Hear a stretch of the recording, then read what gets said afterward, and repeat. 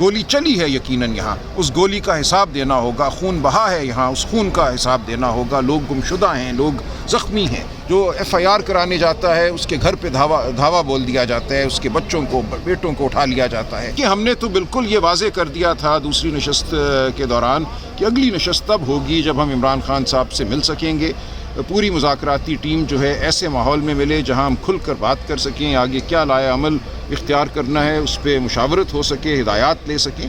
اگر یہ نہیں ہوتا تو پھر کوئی مقصد نہیں ہے تیسری نشست کا۔ سر، مذاکراتی عمل کے حوالے سے تو چلو وہ جاری ہے، لیکن ہائیسٹ فورم ہے اسپیکر کی زیر صدارت اس کمیٹی کا۔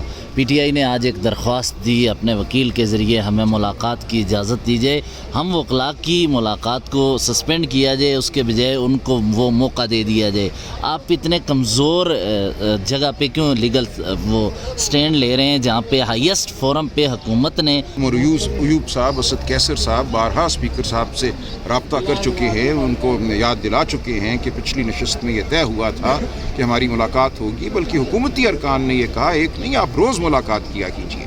ایک بھی ملاقات نہیں ہو سکی۔ 2 تاریخ کو یہ ہماری نشست ہوئی تھی، 7 تاریخ ہے، 5 دن گزر گئے ہیں، ہم منتظر ہیں کہ ہماری عمران خان صاحب سے بطور کمیٹی ملاقات ہو، یہ نہیں ہو رہی۔ اس کا ذمہ دار کون ہے؟ ہم یقیناً نہیں ہیں۔ اسپیکر قومی اسمبلی کی یا حکومت؟ نہیں، رابطوں کا کوئی فقدان نہیں ہے، یہاں صرف ارادے اور نیت کی بات ہے۔ اگر ارادہ نہیں ہے ہماری ملاقات ہونے دینے کا، نیت نہیں ہے، تو ہم کچھ نہیں کر سکتے۔ ہم یہ سمجھیں کہ اسپیکر قومی اسمبلی یا پھر اس فورم سے بڑھ کر کوئی طاقتور ہے کہ ملاقات نہیں کرنے دے رہا؟ تو یہی لگ رہا ہے نا، ورنہ کوئی وجہ نہیں ہے کہ ہماری ملاقات نہ ہو، اور اگر ملاقات نہیں ہوتی تو ہم اگلی نشست میں نہیں بیٹھیں۔